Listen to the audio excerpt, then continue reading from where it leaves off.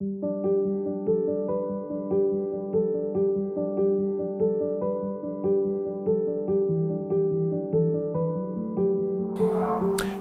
tompo amintsika rehetrarehetra faly indray mbola afaka mifanerasera amintsika tsiraray avy amin'ny alalan'izao video fohy izao amin'ity androany ity.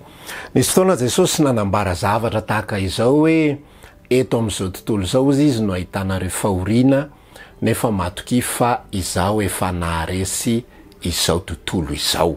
Ina moa dikan'izany teny izany eto amin'ity zao tontolo izao ity raha mbola eto amin'izao tontolo izao isika na de efa ao amin'ny Kristy ary na de efa tena manana antoka aza fa nateraka indray sy ny sisa rehetra tena nandalo an'izany hoe fiovana antom-pisina izany tsy ianao tsony no antom-pahavelomanao fa ny antony havelomanao de Kristy zay le atao hoe nateraka indray de ny zavatra ambaran'i Jesosy de zao hoe eto amin'izao tontolo izao ny ahitanareo fahoriana. Mandra-pialantsika eto amin'izao tontolo izao de isy karazam-pahoriana be de be andalo eo ny loatsika, andalo eo io masontsika kanefa matoky izy fa izao efa naharesy izao tontolo izao. Reny karazam-pahoriana reny dia mety samy manana ny endriny. Tany amin'ny vanim-potoana lasa, tany amin'ny génération lasa tamin'ny andron'ny apôstôly zao ohatra rehefa miresaka izy hoe mampahereza ny olona rehetrarehetra fa tsy maintsy amin'ny fahoriana be no idirantsika fanjakan'ny lanitra de ny tiany lazaina sy resana amin'le fahoriana be de isy fanenjehana, isy fanaratsiana, isy fanagadrana, isy fikapohana, isy hatramin'ny fampidirana amponja. Amin'izao vanim-potoana iainantsika zao dia mety endriny hafa be de be no isehon'ny fahoriana zay mety iainantsika. Mety misy fahoriana mitranga mamely any amin'ny amma, any amin'ny aina, any amin'ny eritreritra, any amin'ny fisainana sy sisa rehetrarehetra. Mety misy fahoriana miatra amin'ny vatana tahaka ny tsy fananam-bola, ny fahasahiranana, ny resaka aretina sy sisa rehetra ihany koa mety misy tena hiara fanenjehana sy sisa.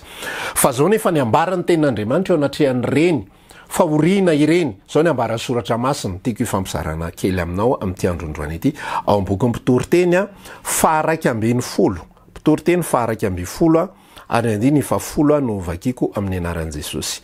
Koa esory ao am-ponao ny alahelo ary avolio tsy kasika ny nofinao ny ratsy. Koa esory ao am-ponao ny alahelo izy ary avolio tsy kasika ny nofinao ny ratsy. Zany hoe misy zavatra be dehibe mitranga ao anatin'ny fiainantsika, misy tsy fananam-bola mitranga ao anatin'ny fiainantsika fa ahoana no fanorokevitra izay omeny Solomona esory ao am-ponao ny alahelo.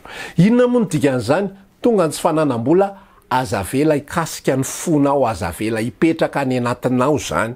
Aza zany saintsain'andro manalina, aza zany dinidiniana foana, aza mitady vahaolana foana ny atao raharaha de ahoana ihany ty tsy fananam-bola ty. De isaky miresaka de tsy miresaka fa tsy vola. Isaky miresaka de tsy miresaka fa tsy fitadavam-bahaolana. Be dehibe ny olona mandeha mivavaka mitady vahaolana foana ny atao raharaha satria manina nakasika ny fony. Tratra mihitsy ny tany anatiny am'lay zavatra mitranga amin'ny ety ivelany. Tsy manam-bola izy de miatraikatra any anatiny any le tsy fananam-bola. Misy sasany tsy manambady mety efa miakatra ny taona sy sisa rehetra de miatraikatra any anatiny any le tsy fananambady ka ny fotom-pisainany sy ny fomba fisainany rehetrarehetra de lasa baikony izay faniriana azo vady izay. Ny anankiray ihany koa ny fotom-pisainany sy ny fisainany rehetra de baikony izay faniriana azo vola izay. Fa na inona zavatra mitranga ao anatin'ny fiainantsika, na inona zavatra sarotra, zavatra manahirana, zavatra problema mety maditra ny zanakao fa maditra ny zanakao fa esory hiala ho am-ponao ny alahelo, aza vela ikasika ny fonao ny ditra ny zanakao, mety maditra ny vadinao fa aza vela ikasika ny fonao, avelao reny hoe ny velany foana, avelao reny hoe ny velany foana, fa hany izy fa eny ivelany. Tiniana zay tokony atao fa eny ivelany fa tsy avela ikasika. Amin'izao vanim-potoana iainantsika izao de ny aretina izay mitranga sy miseho sy be mpanana indrindra de ny aretin'ny fo, ny aretin'ny lalandra, ny aretin'ny fisainana. Be dehibe ny olona lasa dala amin'izao fotoana zao, be dehibe ny olona mamony tena, be dehibe ny olona mamoy fo sy sisa rehetrarehetra. Inona ny anton'izany? Satria nakasika ny fony, nakasika ny any anatiny lay fahoriana, lay alahelo izay mitranga. Mety manatantara be ihany koa ianao fa iny aza vela ikasika ny fonao, esory ao am-ponao ny alahelo.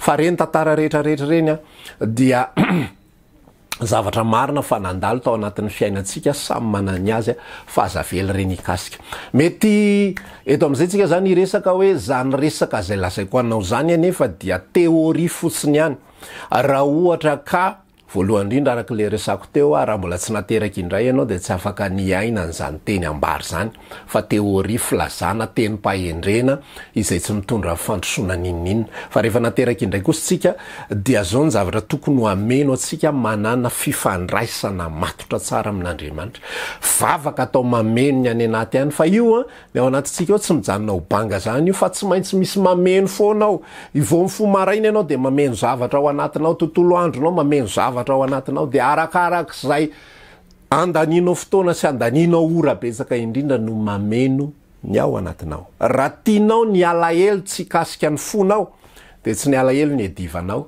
fa ny fonao fenonao fifaliana amin'Andriamanitra fifaneraserana amin'Andriamanitra famakina ny soratra masina firesahana amin'ny tompo fiainona toroteny sy sisa rehetrarehetra de ho hitanao fa ho voaisitra hiala am-ponao ny alahelo ary tsy kasika ny fonao ny ratsy zay ndray fifampizarana foy omena atsika amin'ity andro anio ity samy manao pratika ny anatin'ny fiainany ihany azavela teny mandalo tsy mitondra ninninna tsy mitondra fandrosona fa tovy pratika zany manana fifankazarana be dehibe ampitomboiny fifaneraserana amin'ny tompo de andositra hiala ao am-ponao ny alahelo ary tsy akasika ny nofinao ny ratsy samy hita iny tompo amin'ny fotoana manaraka toy izao indray veloma tompoko